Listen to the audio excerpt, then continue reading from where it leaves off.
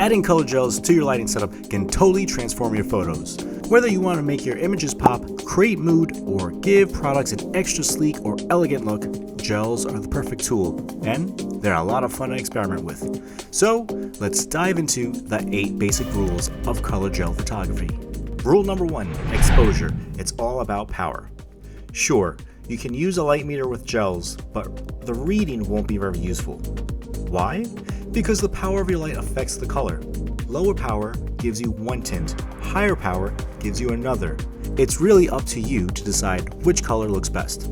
For example, if you're shooting at an aperture of f5.6, 1/25th of a second for your shutter speed, and an ISO of 100, you can leave those settings the same and just tweak the power of your light to see how it shifts the color.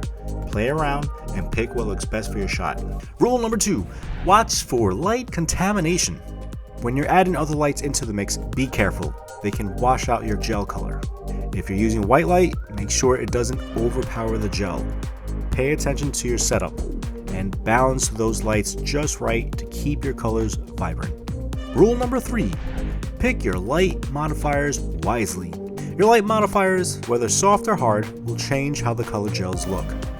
Soft light from a softbox or an umbrella spreads out over a large area, giving you soft tones with less contrast and less saturated colors, but it will make it more delicate. You'll get hard light from smaller modifiers like a beauty dish with a honeycomb grid or a snoot.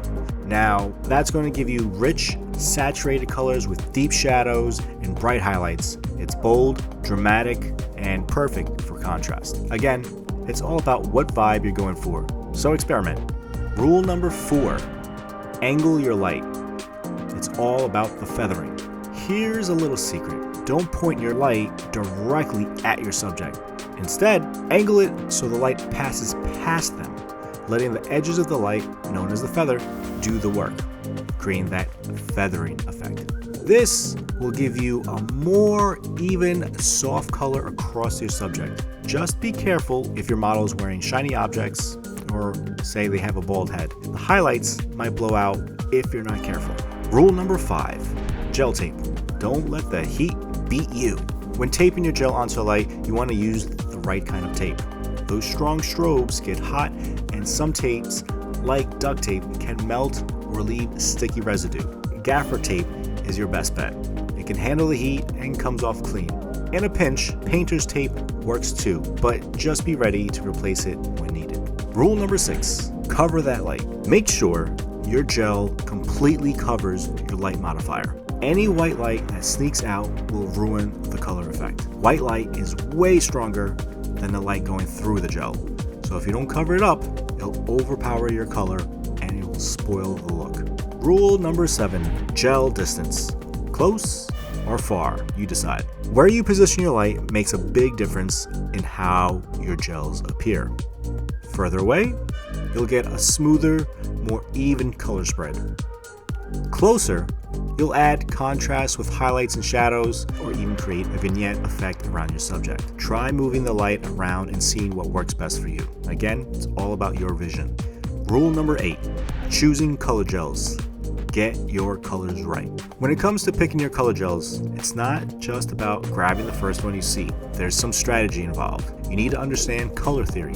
For example, blue and orange are complementary colors, and they look great together. But maybe you want to stick with all warm tones like reds and yellows, or you want a more monochromatic look with shades of one particular color. Also, think about your surroundings. Are you shooting against a white backdrop or in an elaborate set? What's your model wearing? Or how does the product look? The colors you choose should highlight your subject without clashing or blending in too much. Make sure your gels complement the overall look while still standing out. Be mindful of your color selection. And there you have it. Those are the 8 basic fundamentals of color gel photography.